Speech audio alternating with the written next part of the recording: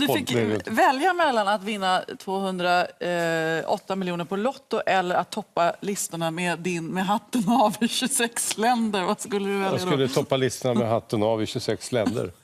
Skulle jag göra. Det har Europe gjort, 26 länder med Final Countdown. Joey Tempest, välkommen. Tack. Och det är väl delvis därför som ni igår valdes in i Svenska Music Hall of Fame. Det har med det att göra, tror jag kanske. Vi ramlade in i etablissemanget igår kväll på något sätt.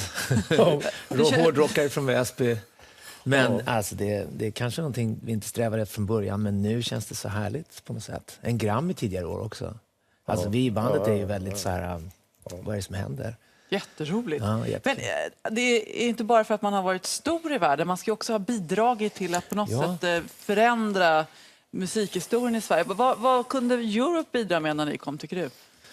Ja, vi var ju ganska tidiga. Vi spelade hårdrock, får man väl säga. Och det fanns inte så många andra då. När vi träffade skivbolagen, vi fick ju nej innan vi deltog i den här tävlingen som vi vann. Kan du namnge de som tackade nej? Nej, det kan vi ta en annan gång kanske. Men det var liksom, ni ska sjunga på svenska, det ska vara lägre gitarr, det ska inte vara så högt och sådär. Så att vi fick gå vidare vår egen väg. Och då vann vi då det här rock-SM. Vi spelade 2 låtar. Och priset var att spela in en platta. Och där började det.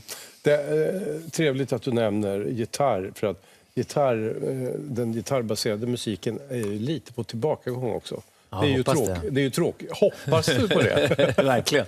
Nej, men anamma 70-talsinspelningssätt är väldigt viktigt. Det gör vi. Vi var i Abbey Road nu och spelade in Walk the Earth. Som vi, wow. Hur var det då? Ja, det var fantastiskt. De har ju kvar alla grejer. Jag använde en kompressor som John Lennon hade använt bland annat.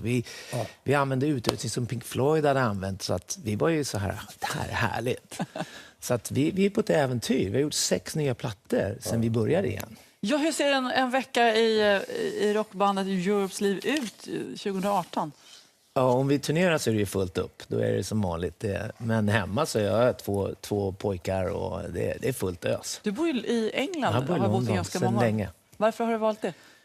Jag var i London väldigt tidigt när jag var 12-13 år. Min mamma och pappa tog mig dit och jag kände mig väldigt hemma redan då. Men sen träffade jag min nuvarande fru 1992 i London. Så det vart vårt gemensamma ställe. Och sen har jag varit där från och till hela tiden. Och din mamma var med dig igår. Ja, hon kom med till Hall of Fame-ceremonin. Vad tyckte hon då? Ja, hon tyckte det var en härlig kväll. Hon fick sitta där. De hade satt upp 5 stolar för Europe. Ja. Men vi fick en stol till, så det var 6 med mamma. Så hon var med i bandet. Det var en härlig grej. Men vad hade hon för roll? Jag är ju då uppvuxen i Sollentuna också delvis. Att Väsan är ju ändå på kartan så att säga. Fanns hon i bakgrunden på den tiden och bakade bullar och serverade skolan? De var med, de var lite förvånade när jag började spela gitarr innan skolan och när jag kom hem från skolan. Så de började väl titta på mig, vad är det han håller på med? Men de har alltid stött mig, så att det har varit, både mamma och pappa har varit positiva och stött mig genom åren. Har du någon relation kvar till Upplands Väsby? Ja, mamma och pappa bor kvar, min bror Thomas bor kvar, så jag är där ganska ofta. Nu pratar de om att göra, det ryktas ju bara om någon form av minnesplack eller jag vet inte vad de ska hitta på. Man får inte göra en staty för någon som lever tydligen. Det ska ju tydligen vara, det är någon regel. Det är men vi tänkte, det kan ju vara så när man kommer från Arlanda och åker mot, så kan det vara Mount Rushmore.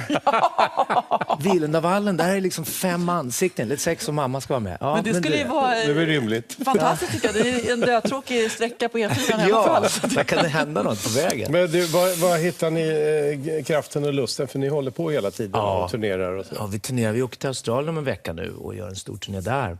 Första gången, va? Ja, det är första gången. Det blev aldrig av. Vi har turnerat överallt, men det vart aldrig av. Så, men de har tryckt på och vi har många fans där, så vi åker dit.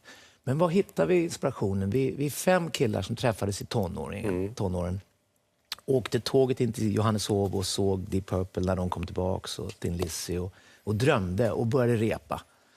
Och det är ju samma killar idag, så vi har så mycket minnen ihop och vi har så mycket kraft ihop. Det är en gemensam själ. Vi skriver ihop nu, idag. Har ni gått i terapi som Metallica? Så där, eller? Ni har hållit upp ändå? Men man säger så här, vi har gått igenom olika saker. Med vissa bandmedlemmar det har hänt grejer och varit lite, inte några riktiga bråk eller någonting, men vi har gått igenom allt och nu är vi på andra sidan och kan vara tacksamma för allt som händer. Det är som ett äktenskap. Ja, nu är det bara att surfa på investeringarna man har gjort. Liksom. Ja. Det jobbigast de första 50 åren. 40. Sen löste det sig. Ja, visst. Grattis. Tack så mycket. Tack snälla för att du ville komma förbi oss. Hälsa mamma. Tack så mycket. Jag ska göra.